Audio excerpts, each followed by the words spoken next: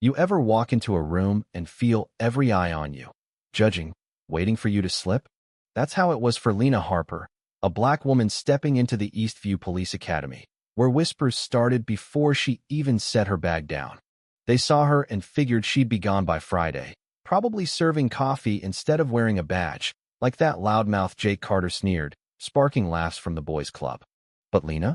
She had this quiet fire in her eyes, a locket with her sister's photo tucked under her shirt, and a promise she'd made at a grave she'd never let go of. They didn't know she'd spent years training in Krav Maga while pulling night shifts at a city hospital, dodging drunks and lifting patients twice her size. Oh, they were about to learn. Hey, quick pause, where are you guys watching from today? Drop it in the comments. And if you're vibing with this, hit that subscribe button for more stories like Lena's. All right, let's dive back in.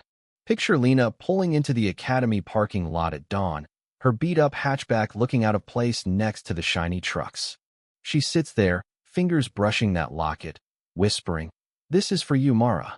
At 30, she's older than most recruits, her calm masking a storm inside. She grabs her duffel, steps into the chaos of registration, and feels the stares. "Name?" The clerk mutters, barely looking up. "Lena Harper," she says, steady. The clerk's eyes flick up, surprised, like she's in the wrong place. "You sure?" Lena just nods, "Damn sure." Nearby, Jake Carter, all swagger and smirk, leans in. "You here to pass out water bottles, sweetheart?" His buddies snicker, but Lena signs her name, grabs her packet, and walks off, their laughter trailing like a cheap shadow.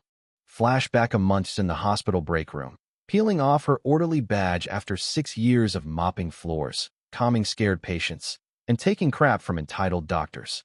That night, she pulls a box from under her bed. Mara's stuff, a folded nurse's uniform, photos, that locket, and a letter Mara wrote before she was killed on duty.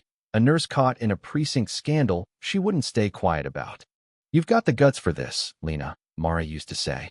"The world needs cops who care." Lena laughed it off back then, but after Mara's death, those words burned. Now, at the academy, she's here to keep that promise. Orientation hits, and Sergeant Carla Vance strides in, all sharp edges and no nonsense, her voice cutting through the room like a blade. 16 weeks, Pioplethys'll break half of you. Only the worthy get the badge. Her eyes linger on Lena, maybe skeptical, maybe curious. Then comes partner selection, and Lena's left standing alone as recruits scramble for buddies. Jake's already got his crew, throwing her a smug glance. Just when she thinks she's out of luck, Sam Gwynn, a wiry guy with kind eyes, steps up. "Hey, I'm Sam. Guess we're the odd ones out, huh?" Lena shakes his hand. "Guess we are, partner." First test is a 5-mile run, and Jake sprints out like he's in a movie. All show, no stamina. Lena paces herself, steady, focused, passing him by mile for as he's wheezing, red-faced. She finishes 6th, not bad for a coffee girl. Sergeant Vance raises an eyebrow, says nothing, but Lena catches it. Later, in the locker room, she hears the whispers, "How's she so fast?" Probably used to running from trouble. Lena shuts off the shower, locks eyes with the gossipers, and they scatter like roaches. Day 2 brings combat drills, and Lena's Krav Maga comes alive. She faces Mia Holt, a tall recruit who smirked at her earlier. Mia charges, all muscle, no finesse. Lena sidesteps, flips her in 3 seconds flat, knee on her chest. The room goes dead quiet. Mia yields, stunned, and even Jake's jaw drops. "Fluke," he mutters, loud enough to sting. "Bet she chokes next time." Nobody takes his bet. But Jake and his buddy Nate Walsh aren't done. They're tight, always whispering, always watching Lena a little too closely. One morning, alarms blare surprise locker inspection. When they get to Lena's, they pull out a bag of pills, some kind of uppers. The room freezes. "What's this, Harper?" Vance demands. Lena's heart pounds, but her voice stays calm. "Not mine, ma'am." Whispers ripple. Jake's smirking, Nate's eyes cold. Vance could boot her on the spot, but she says, "Prove yourself in the drills, Harper. These pills go for testing. One slip, you're out." Sam pulls Lena aside later, voice low. "Nate works security. Cameras by your locker? Footage is gone from last night. Watch your back." Lena nods, her gut twisting. She's been framed before hospital supplies went missing, her name on the logs, fired without proof. Not this time. The obstacle course is next, a brutal maze of mud, walls, and barbed wire. Jake powers through, all brute force, but Lena's smart. She finds the shallow path, climbs with technique, not muscle. She's second fastest, just behind a track star. Vance gives her a nod, the kind that says, keep it up. But Nate's at it again, spreading lies at lunch. Heard she got canned from her last job for stealing drugs, he says, loud enough for Lena to hear. She sets her fork down, appetite gone. Sam confronts Nate in the locker room, voice sharp. You planted those pills, didn't you? Nate just smirks. Prove it, kid. She's gone soon anyway. Sam's fists clench, but he backs off. Lena's not here for their Gamesh, here for Mara. Final evaluations, a tactical sim hostage rescue in a mock office building.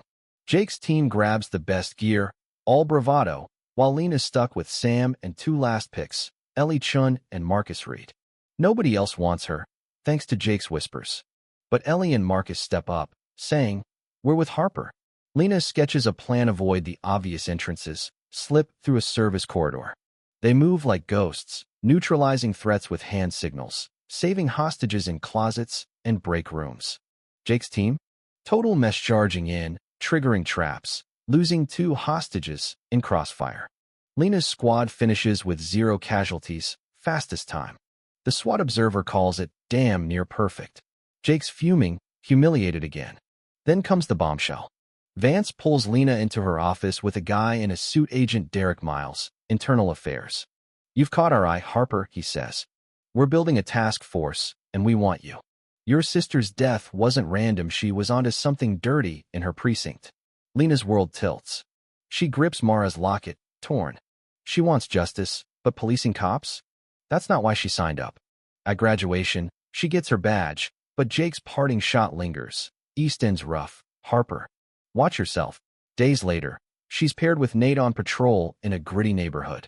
He's all sneers, cutting corners, laughing off a domestic call where a woman's bruised and scared. She fell, Nate says, winking at the abuser. Lena's sick, seeing Mara's death in every ignored plea. She starts digging, sneaking into the evidence room, finding missing drugs, unlogged guns. One night, Nate stops at a warehouse, meets shady cops, hands off envelopes. Lena's IA phone records it all. Miles sets a trap, fake cash transport, bait for the corrupt. Nate jumps at it, too eager. On the night of the sting, they're ambushed. Jake's leading it, masked, spitting venom. You were sent to ruin us, Harper. Lena draws her gun, heart pounding. Drop it, Carter. Darkness falls as Jake shoots out a light, gunfire erupts. Lena dives for cover, but Nate tackles one of Jake's guys, shouting, Federal agent. Lena's floored. Nate's undercover too, trained by Mara. IA sweeps in, cuffs Jake, who glares at Lena. You're just like your sister, too good for this job. Miles confirms it later. Mara was murdered by cops she was about to expose.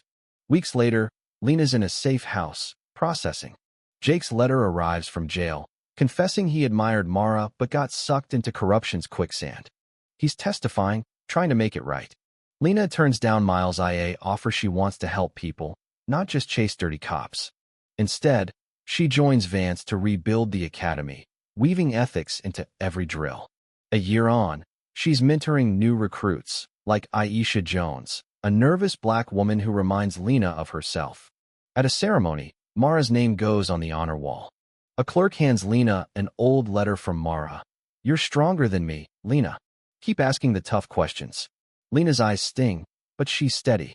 Now, she's shaping a new generation of cops, ones who'll choose right over easy. The fight's not over, corruption's still out there, but Lena's where she belongs. Mara's locket warm against her chest. So what do you think? Is justice worth the cost when the system's stacked against you? Drop your thoughts below, share this if it hit you, and let's keep talking about what's right.